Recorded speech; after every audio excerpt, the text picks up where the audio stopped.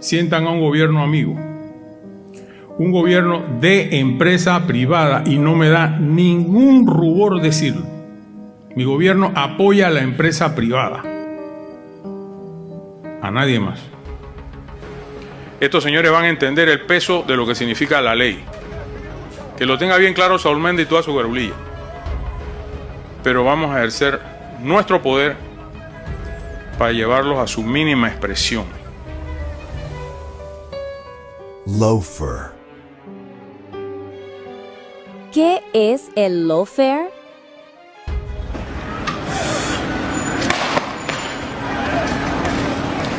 Un término que ha cobrado relevancia en el ámbito político y judicial, pero que aún es poco conocido en Panamá. Una escuadra de aproximadamente 30 policías irrumpe en el inmueble sin orden de allanamiento. Hoy exploraremos este fenómeno que se traduce como guerra jurídica. El lawfare se refiere a la judicialización de la política. Es un mecanismo que busca abrumar a líderes de izquierda y figuras políticas con un sinfín de causas judiciales, penales, administrativas y civiles. El objetivo es claro: quebrar a estos dirigentes económica, moral y políticamente. El lawfare es el uso de la ley como un arma. Es el modo en que se utiliza el aparato judicial y el aparato mediático para perseguir al otro político calificado como enemigo político, como un otro que hay que destruir. Según la experta argentina Silvina Romano, del Centro Estratégico Latinoamericano de Geopolítica, el lawfare tiene un propósito devastador: eliminar al adversario político a través de la vía judicial, arruinar su imagen y asfixiarlo económicamente. La programación regular, hay información de último minuto desde la sede del Suntrax, el Sindicato Único de Trabajadores de la Construcción y similares, en Avenida Perú, y es que en este momento se lleva a cabo un allanamiento por parte de unidades de la Dirección de Investigación Judicial desde el distrito de San Miguelito, porque a esta hora la Dirección de Investigación Judicial ejecuta algunos allanamientos específicamente en la sede principal de Suntrax, luego que la Fiscalía ha ordenado la aprehensión de varios de los dirigentes de este sindicato, entre ellos Genaro López, exsecretario un allanamiento de Suntrax, que se realiza por parte del personal del Ministerio Público aquí a mis espaldas en las oficinas del Suntrax en la ciudad de David. Nos comunican de forma extraoficial, se trata de una Fiscalía de Panamá que vino directamente para realizar estas diligencias dentro de las oficinas del Sindicato de Trabajadores de la Construcción y similares acá en la ciudad de David, al dirigente Jaime Caballero, que se mantiene detenido bajo ya algunos cargos imputados por el lavado de... Para llevar a cabo el lawfare se requiere la colaboración de al menos 3 actores fundamentales. Primero, el aparato judicial, que se eleva por encima de los demás poderes del Estado. Segundo, la prensa hegemónica, que manipula la opinión pública con relatos de corrupción. Y tercero, el sector público-privado estadounidense, que interviene de manera directa o indirecta. Líderes como Lula y Dilma en Brasil, Correa y Glass en Ecuador, Cristina Kirchner en Argentina y Pedro Castillo en Perú han sido víctimas de este tipo de terrorismo judicial. Opositores de Bukele en El Salvador y Manuel Zelaya en Honduras también han sufrido la consecuencia del lawfare. El gobierno de los Estados Unidos miente y hace un enorme daño a los esfuerzos internacionales para combatir el terrorismo cuando acusa a Cuba, sin fundamento alguno, de ser un país patrocinador de ese flagelo. Arman acusaciones falsas y ridículas para justificar agresiones contra otros países como Cuba, que acusan de terrorista, y al presidente Nicolás Maduro, que lo implican con el denominado Cartel de los Soles. Así, con mentiras justificaron la invasión a Irak y otros países. El lawfare empieza a abrir camino los medios de comunicación. Hay que impedir que llegue hasta el puesto, entonces el paso va a dar. Y lo descalifican y le meten ahí la sospecha de un delito. Entonces se hace todo el sumario, que suelen ser sumarios grandísimos, donde no se encuentra, pero Para condenarlo basta el volumen del sumario. En 2019, el Papa Francisco advirtió sobre el lawfare, señalando que pone en serio riesgo la democracia y es utilizado para socavar procesos políticos emergentes, además de violar sistemáticamente los derechos sociales. El primer objetivo del lawfare es reinstaurar el neoliberalismo en la región, utilizando la vía jurídica para desmantelar avances sociales y políticos.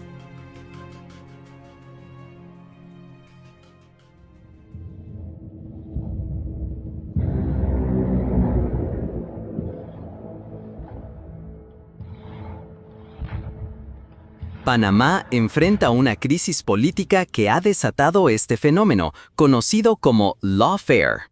Este término se refiere al uso de procesos judiciales como herramienta de persecución política. Hablemos del caso del Suntrax, el sindicato más grande e importante del país. La que establece sanciones de 6 a 2 años para que cierre calle. Bajo el gobierno autoritario de José Raúl Mulino, la persecución contra la dirigencia del Suntrax se intensifica.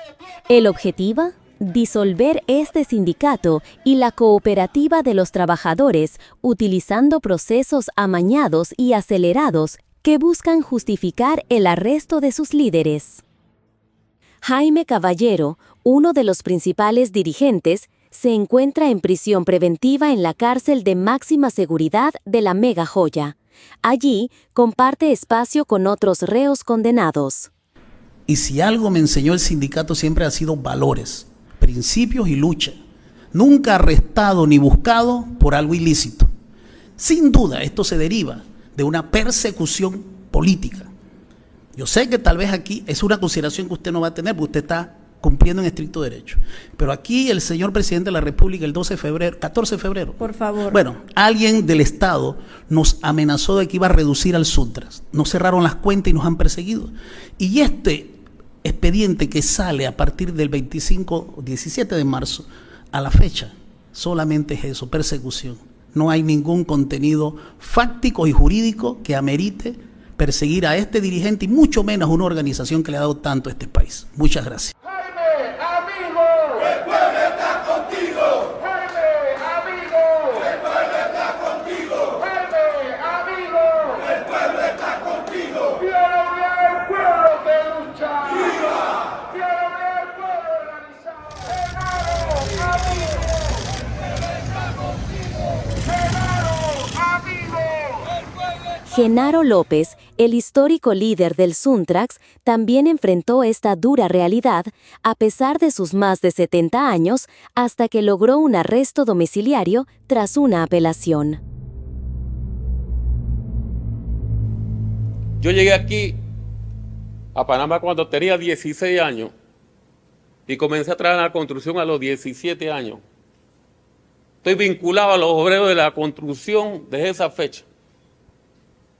Mi pecado o mi delito ha sido ayudar con los trabajadores a formar una organización que se ha convertido en una de las mejores de América y con un mejor convenio colectivo que tienen los obreros de la construcción gracias a la unidad de los trabajadores.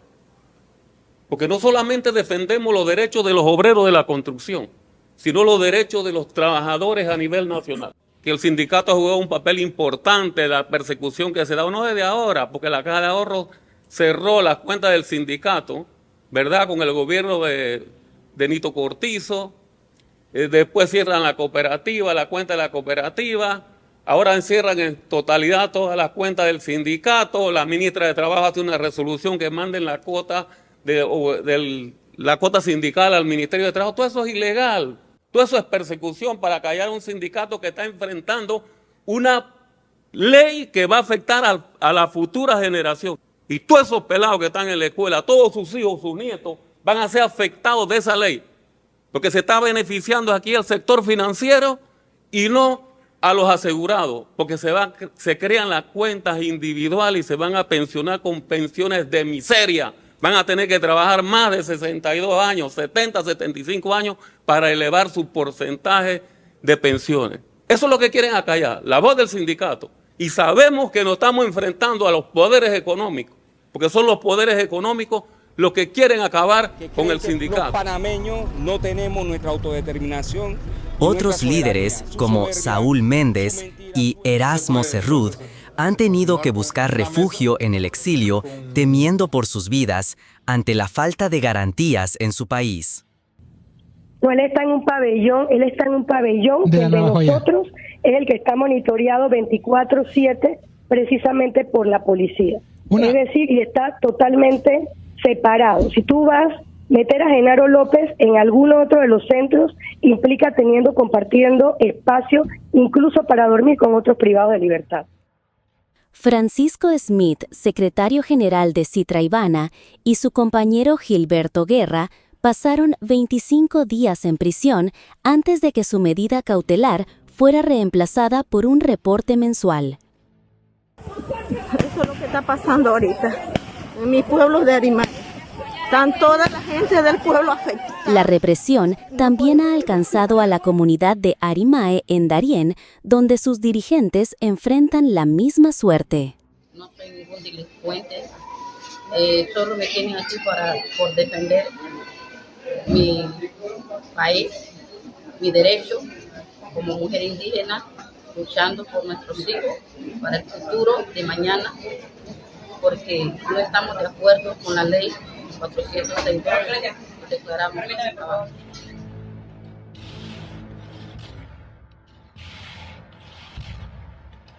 Las palabras del presidente Mulino y sus funcionarios son un claro indicio de la naturaleza política de estos procesos. Yo no voy a permitir que este país quede secuestrado otra vez por Suntrak. La mafia sindicalista que estamos enfrentando son eso, una mafia. El dirigente, entre comillas, de Chiriquí, encausado por lavado de dinero. Vienen otros, no se preocupen. Porque yo le voy a descubrir a este país la clase de sindicato de la construcción que tenemos. Sus declaraciones contra la dirigencia del Suntrax son constantes y reveladoras.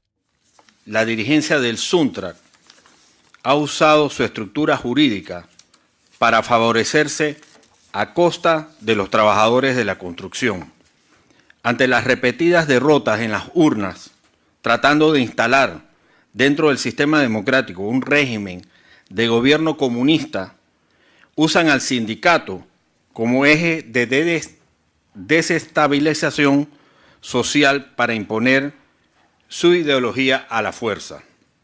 Por el Instituto Panameño Autónomo Cooperativo IPACOP, cancela la personería jurídica de la cooperativa y le remite el expediente a la Unidad de Análisis Financiero UAF para la investigación y medidas correspondientes.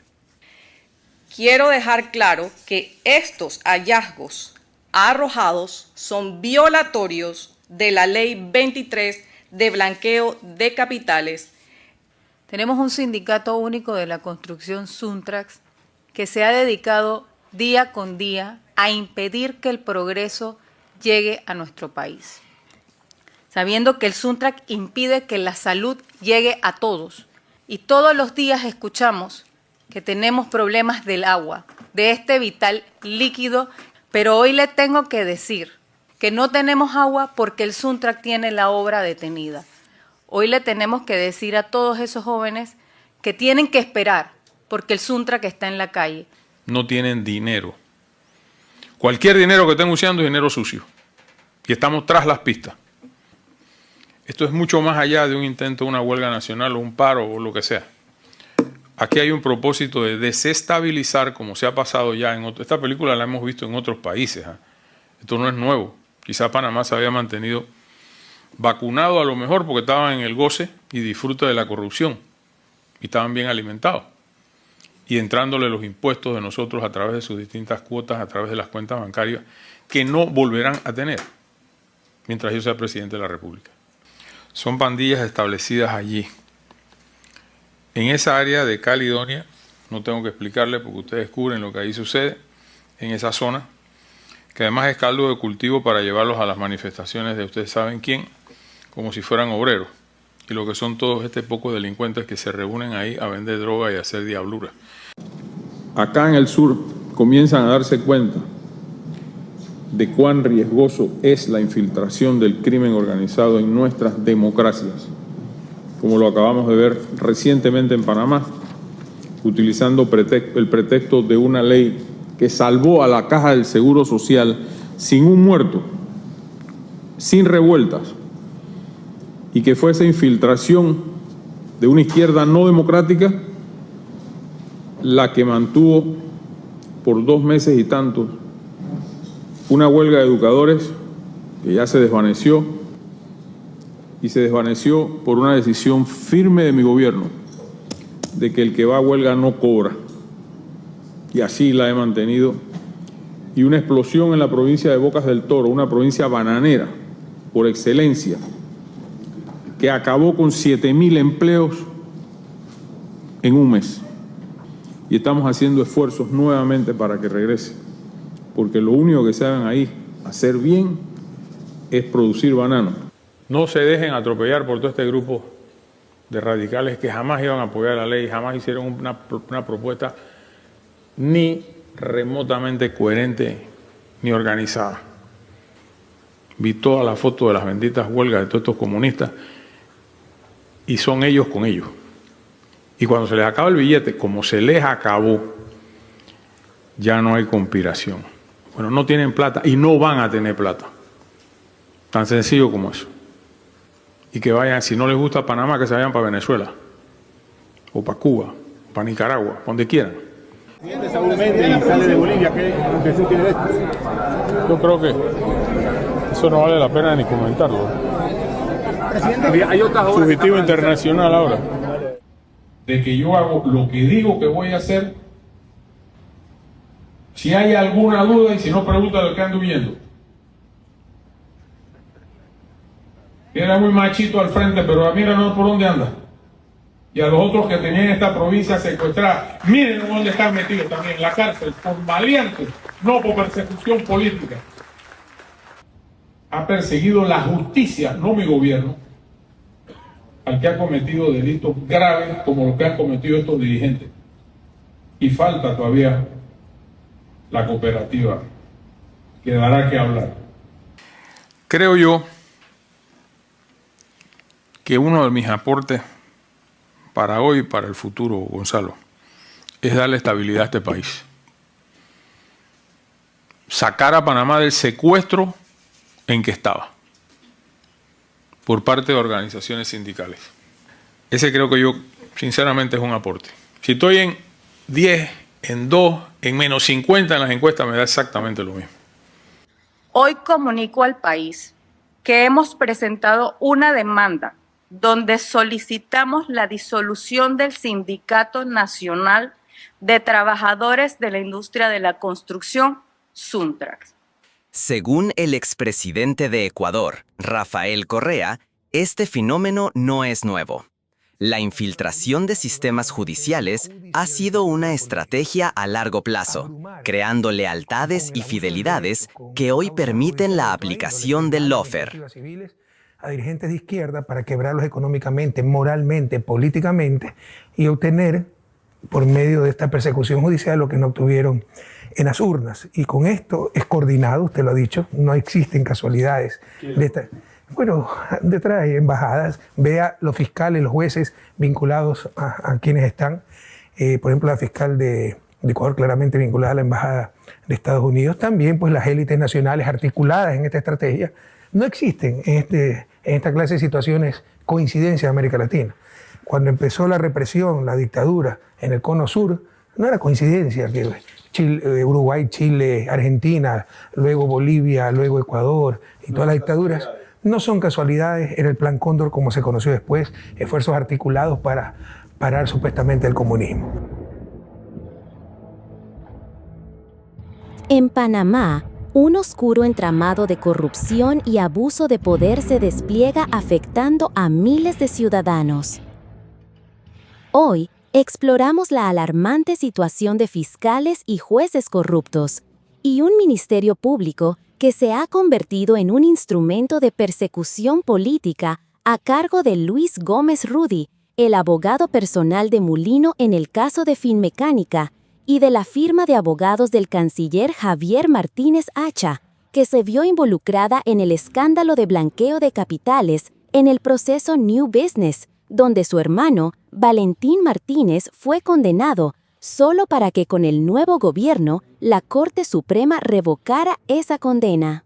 Valentín Martínez, socio del actual Contralor Bolo Flores, no es el único familiar del canciller Martínez H. involucrado en acto de corrupción. También su esposa, Mireya París Rodríguez de Hacha, en un caso de robo de una herencia.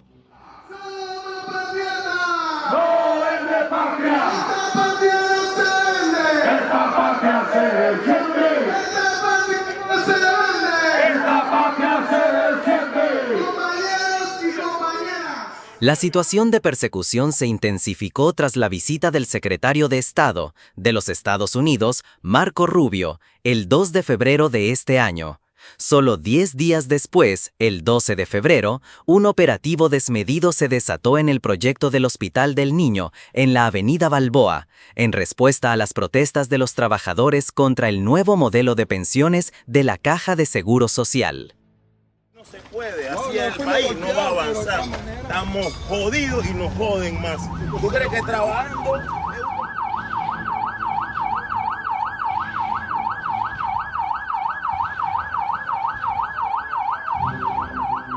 Me amarraron, nos reunieron a todos en el mismo piso, a todos los que cogieron ahí. Vino otro y me metió con una soga. Cuando íbamos bajando de piso en piso, a mi compañero le metían garnatones, a una de mis compañeras le gritaron que quiere que te viole, perra. Este operativo fue orquestado de manera coordinada, involucrando a diversas fuerzas del aparato de seguridad. La represión fue brutal: disparos a quemarropa, torturas y mujeres ultrajadas sexualmente. Más de 500 trabajadores fueron detenidos y encerrados en una jaula improvisada en el cuartel de Ancón. Al día siguiente, el presidente Mulino prometió utilizar todo el poder del Estado para reducir al Suntrax a su mínima expresión. Ayer ejercimos la capacidad del Estado para reprimir a unos fascinerosos delincuentes sindicales. El Suntrax no es un sindicato, es una organización a la vieja usanza de la mafia transportista y de otras mafias en los Estados Unidos y en otros países del mundo. Y van a pagar el precio de la ley. Y no voy a parar hasta que esto se corrija. Estos señores van a entender el peso de lo que significa la ley. Que lo tenga bien claro Saúl Méndez y toda su garulilla. Pero vamos a ejercer nuestro poder para llevarlos a su mínima expresión. Un claro mensaje de que la represión sería la respuesta a cualquier disidencia.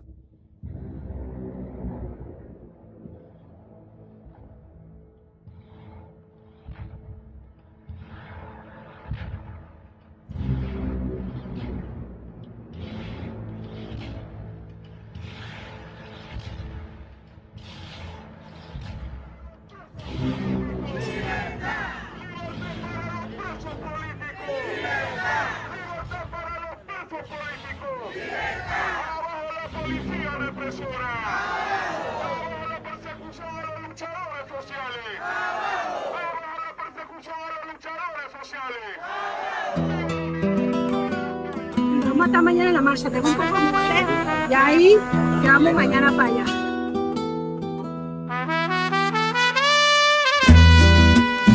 Injusticia a su máximo nivel, maestro. La lucha sigue, papá. Nadie nos detiene.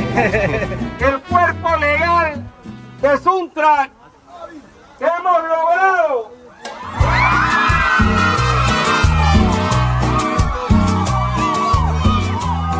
Hemos logrado lo que nos tiene aquí. Hemos logrado las medidas cautelares. ¡Viva la unidad de nuestro pueblo! ¡Viva la unidad de nuestro pueblo! En el caso de los 83 presos políticos, torturados y acusados falsamente, la Fiscalía, al verse sin argumentos, solicitó la ampliación del periodo de investigación al considerarlo causa compleja. En los últimos meses, Bocas del Toro, la comarca Nove Buglé, Arimae y todo el país han sido testigos de una escalada de represión contra quienes se levantan en rechazo a decisiones que nos afectan a todos y todas.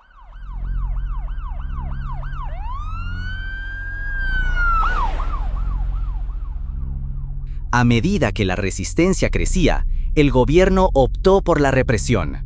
No solo se atacó a los miembros del Suntrax, sino que también se persiguió a educadores, pueblos originarios, sindicatos y comunidades organizadas que se alzaron en defensa de sus derechos.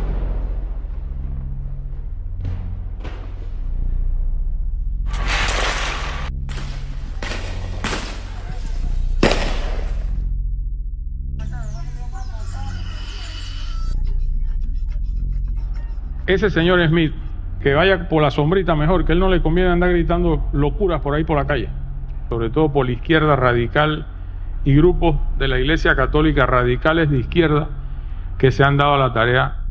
Por eso el modelo económico, y esto lo voy a decir aunque después digan que soy de izquierda, el modelo económico que tenemos no está funcionando.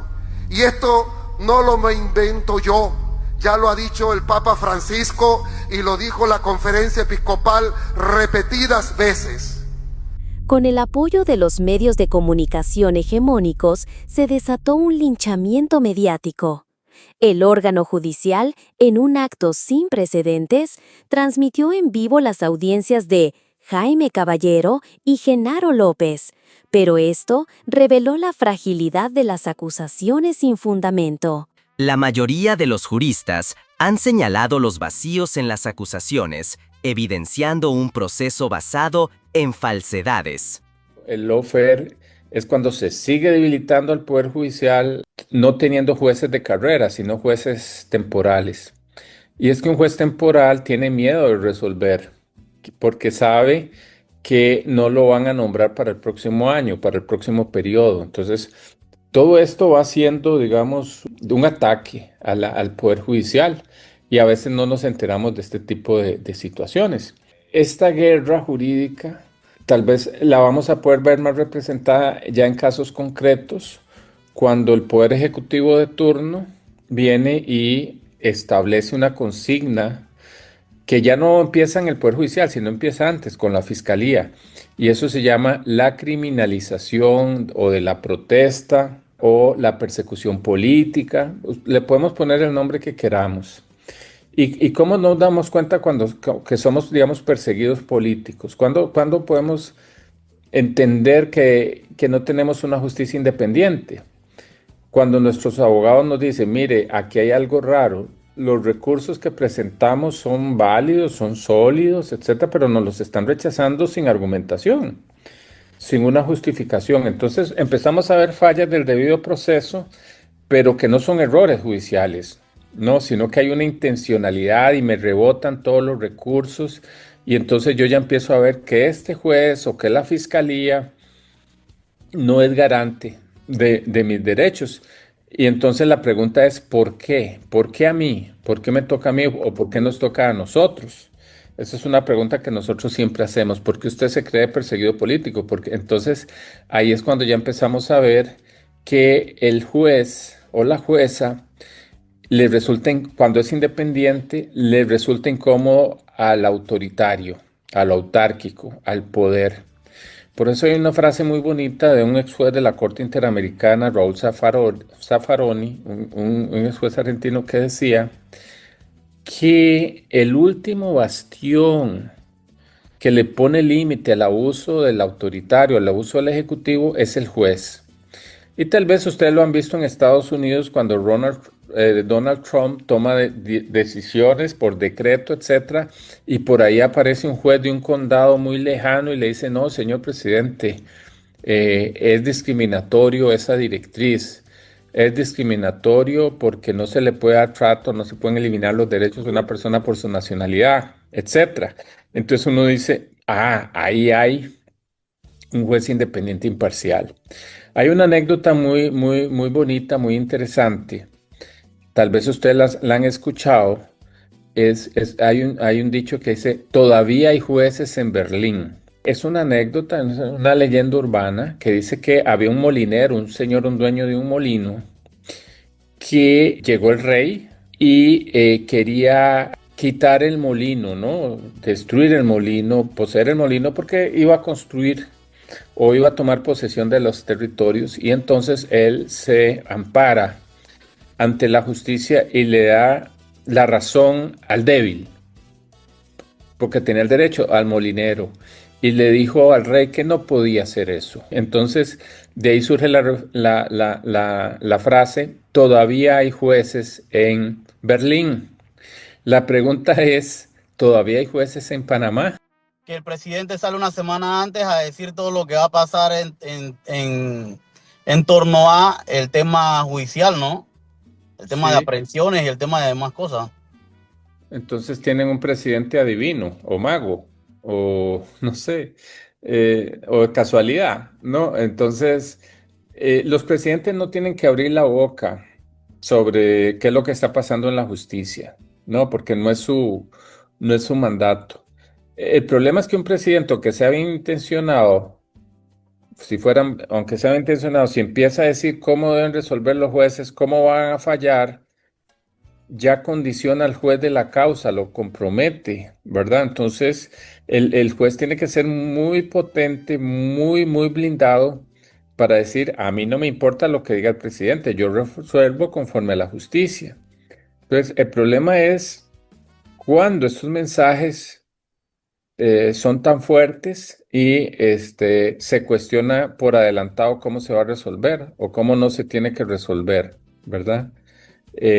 O tal vez lo han visto también en Estados Unidos cuando dicen: vamos a destituir al juez que resolvió de esta manera, y quitan a los jueces y quitan a los fiscales. Todo eso es lawfare. Entonces, tal vez lo que no estamos entendiendo los ciudadanos es que el lawfare es una amenaza para la sociedad democrática, no es solo para el perseguido político, no es solo para las personas que están siendo identificadas como enemigos, entre comillas, del Ejecutivo o del poder, porque al final del día se debilita todo el sistema, todo el aparato judicial, ¿verdad? Entonces, hay otra característica del lawfare, si me lo permite, y es la mala utilización de los medios de comunicación para favorecer la cooptación de los poderes. Entonces, mire cómo lo hacen. Viene un poder ejecutivo, ¿verdad? La fiscalía o el poder judicial y filtran información inadecuadamente a medios de comunicación. Entonces, mañana sale contra usted, para poner un ejemplo, una noticia filtrada que dice que usted es un delincuente o que usted cometió, y usted no ha sido ni siquiera notificado judicialmente. Entonces, es muy raro que los medios de comunicación tengan una noticia de una persona que va a ser detenida o que está acusada de un delito cuando la persona ni siquiera ha sido notificada. Entonces, los medios de comunicación se dejan cooptar o también son cooptados. Entonces, por eso es importante tener una prensa independiente, una prensa objetiva. ¿Por qué? Porque si yo soy juez de una causa y mañana sale en los medios de comunicación nacional que si yo libero a una persona, voy a liberar a un delincuente, etcétera, cuando la gente no conoce ni siquiera el expediente ni el debido proceso, ya yo como juez tengo mucha presión de cómo resolver. Ya resuelvo con temor. Entonces me autocensuro. Entonces, lo que le quiero explicar es que el lawfare es una estrategia con tácticas muy peligrosas que no solo perjudican a una persona, sino perjudican a todo el sistema judicial. Y después va a ser muy difícil que la gente crea en el Poder Judicial o en la Fiscalía. Entonces, las fiscalías también tienen mucho poder porque en Guatemala, por ejemplo, en otros países, los fiscales abren expedientes en contra de personas señaladas o estigmatizadas en función de una directriz del Ejecutivo o del otro, cuando la fiscalía no es independiente. O bien, no abren expedientes que deberían de abrir, por ejemplo, que hay corrupción. Entonces, hay casos en doble vía. Entonces, la gran pregunta es, qué es lo que va a hacer Panamá al respecto? ¿Cuáles son los desafíos de Panamá? Y yo creo que la defensa y la lucha contra el lawfare debe venir de la ciudadanía. Y es cuando los ciudadanos dicen, no, al Poder Judicial no se toca, ¿cierto? Pero el Poder Judicial tiene que dejarse querer por el pueblo, pero no por conveniencia política electoral, sino por su institucionalidad. Quien debe salir a defender a las calles, al Poder Judicial de los ataques que se le presentan, es el mismo pueblo, los sindicatos, los movimientos estudiantiles, las cámaras empresariales. ¿Cómo se solucionan las cosas en Panamá o en cualquier país? Tiene que haber un diálogo nacional para resolver los grandes problemas nacionales. Si ustedes tienen temas de debate nacional sobre el medio ambiente, sobre el agua, sobre la minería, sobre leyes que puedan afectar derechos adquiridos, etc., los movimientos populares, llámese cámaras de comercio, llámese movimientos estudiantiles, llámese sindicatos, etc., pueden recurrir a mecanismos de presión válidos como la huelga, las manifestaciones públicas. Esos son derechos, son derechos permitidos. ¿Pero para qué en democracia? Para sentarse a dialogar. Los gobiernos tienen que tener la humildad para sentarse a dialogar. No es que van a atender todas las demandas de la gente, no, pero sí por lo menos dejarse escuchar, dejarse dialogar. Esa es la riqueza de la democracia. Cuando a ustedes los callen, cuando hablo ustedes todos, cuando haya una mordaza a la libertad de expresión, a las manifestaciones que deben ser públicas y pacíficas, etc., habrá muerto la democracia. No la dejen que muera. El pueblo, al observar estas injusticias, se unió aún más en su lucha. Desde la Confederación Sindical de Trabajadores y Trabajadoras de las Américas, CSA, de nuestras 53 centrales sindicales afiliadas y los más de 55 millones de trabajadores y trabajadoras que representamos en todo el continente, rechazamos las graves violaciones a la libertad sindical por parte del actual gobierno de Panamá. Reafirmar nuestra plena solidaridad a los y las trabajadoras de Panamá. Nuestro todo apoyo con Suntrax. Lo que está pasando es terrible y estamos aquí con todo nuestro apoyo. Lo llevamos desde Europa, yo vengo desde Francia, estoy diputada al Parlamento Europeo. Nuestra solidaridad total y sin lucha no hay victoria. Mi solidaridad con Suntrax es su lucha. Mi solidaridad con nuestros compañeros Saúl, Jaime, Genaro, Erasmo y muchos otros líderes perseguidos. En estos momentos difíciles, la SM estará con ustedes. Vengo aquí con un mensaje de solidaridad y de respeto. De solidaridad del Movimiento Sindical de las Américas, de la Confederación Sindical de las Américas, que representa a 55 centrales sindicales desde Canadá hasta Tierra del Fuego. Un mensaje de respeto a la lucha, un mensaje de reconocimiento al Suntrax, un mensaje de obrero, de trabajadora, trabajadora, un mensaje fraterno, porque Panamá ha sido el corazón del continente y hoy es el corazón de la lucha. Los luchadores populares resisten y se defienden ante esta escalada represiva. Esta lucha no terminará hasta que se alcance verdadera justicia, se respete el Estado de Derecho y se garantice el respeto a los derechos humanos, al cooperativismo y la libertad sindical. Panamá unida siempre vencerá.